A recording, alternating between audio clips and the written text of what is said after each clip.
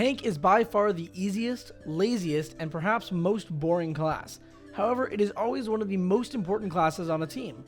On the later floors, a tank will be absorbing up to 80% of their team's taken damage.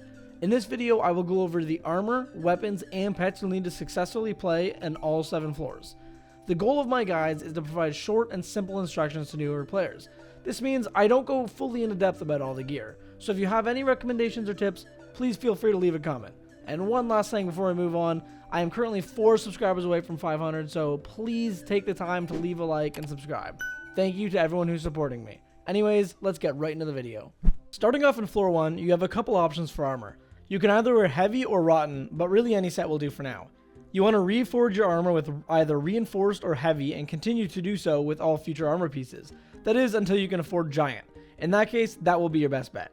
For your weapon, you can use really anything for the first floor. A good start is Aspect of the Dragons, but make sure you don't dungeonize it as it has a Catacombs 12 requirement. I also recommend carrying an Aspect to the end for mobility. And for your pet, you just want to use a blue whale, rare or epic will do for now. Moving on to floor 2, you can continue to use the previous floor's armor, but you could switch out your helmets with a crystallized heart if you have the Zombie Slayer 3 requirement. A good sword to use is the Adaptive Blade, which requires floor 2 completion, or the Zombie Soldier Cutlass, which gives you 10 health per hit. You can continue using the blue whale for your pet.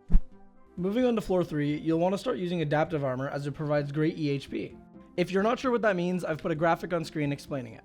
You'll want to continue using the Adaptive Blade, or get it if you haven't already. You can continue using your blue whale, but it should be at least epic by now.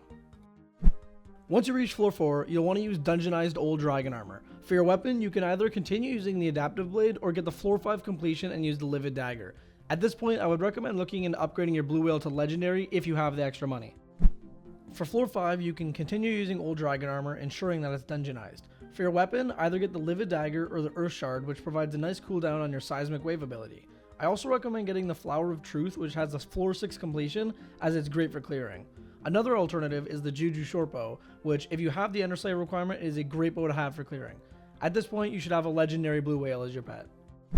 Moving on to floor 6, you'll want to switch your armor out for 3/4 Necromancer Lord and a Reaper Mask if you have the Zombie Slayer requirement.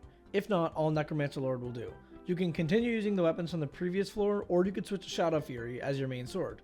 This isn't necessarily better than the Livid Dagger, so choose whichever one fits your playstyle the most. You can also upgrade your Flower of Truth to a Bouquet of Lies for better clearing. Finally, when you get to floor 7, you have a couple of different options.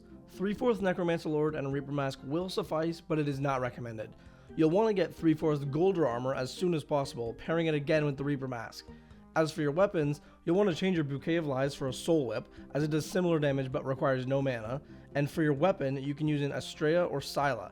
Keep in mind you'll want to continue using your Juju Shortbow or get a Terminator for better clearing.